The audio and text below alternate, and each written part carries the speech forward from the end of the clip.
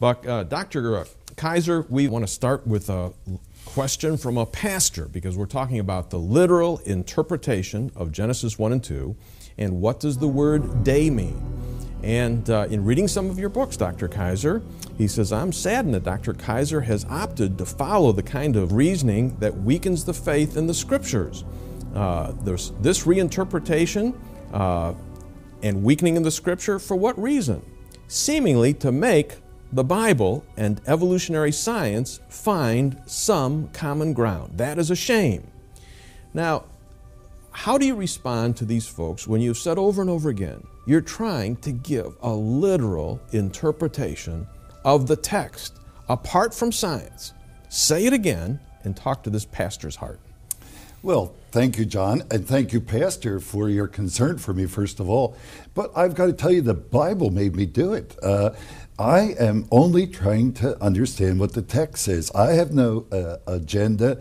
I only want to please my Lord, and I want to hear what He said through these individuals. You have no idea how much energy I have put into the whole idea of the author's intentionality, that's what is central. So when it uses the word day, I must be very careful and say, all right, does the author give me some internal clues? He has the first divvies on this, and so, yes, in 1:5, he said it means daylight as opposed to night. Okay, I've got that one. 1:14, he said God put the greater light and the lesser light for seasons and for years and for days. Oh, that must be the kind we have now, the 24-hour.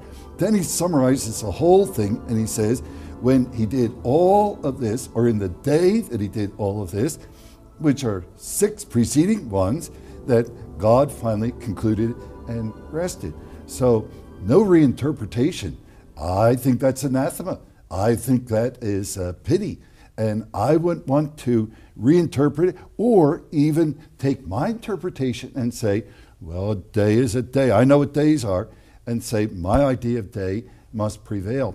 No, it's the writer's view of the word day that must prevail. You said another spot that Moses used the phrase, a day is as 1,000 years with the Lord. Yeah. Okay? Some folks will say, but he didn't say a day is 1,000 years.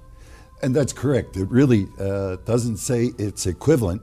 But my point is that in the Psalter, in the book of Psalms, that the headings for half of the 150 Psalms is as early as the original text. It appears in the Greek translation, 3rd century BC already. They couldn't translate some of the words. We still can't translate some of the words because they are so early. And Psalm 90 is the only psalm attributed to Moses. And there, his use of the word day is, he says, it's likened unto the same thing as a millennium. He doesn't say it is a millennium. Matter of fact, it could be longer. But my only point is, well, listen up. This is the writer who stood in the counsel of God. Give him a fair shake. So no reinterpretation, dear pastor. I want to hang with the text and what it's saying, for that's my only clue as to what God said.